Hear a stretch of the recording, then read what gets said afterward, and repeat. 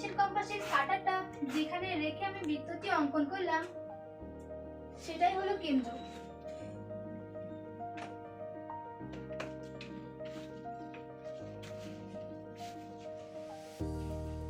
আর এটা হলো ব্যাস।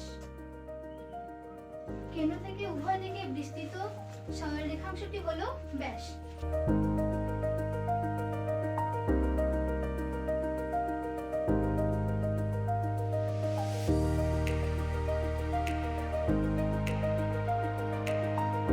জলপাইগুড়ি আরো একটা আছে জলদাপাড়া অরণ্য, সেটা কোথায়? জলপাইগুড়ি আর এই উত্তর দিনাজপুরের মাঝখানে, তাই তো?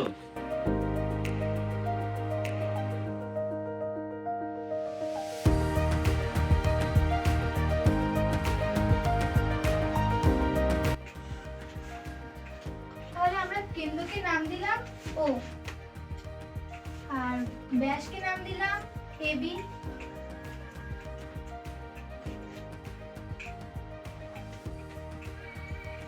আর ব্যাসার্ধকে নাম দিলাম ওসি,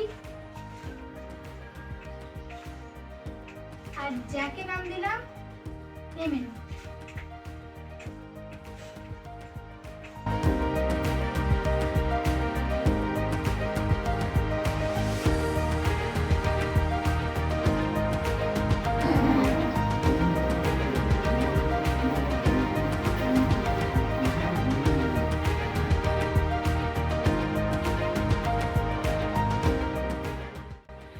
আমার নাম সুজাতা মণ্ডল।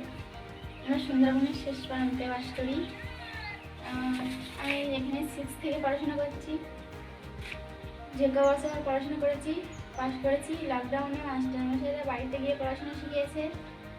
আমি মাধ্যমিক পরীক্ষা দিয়েছি, পাশ করেছি।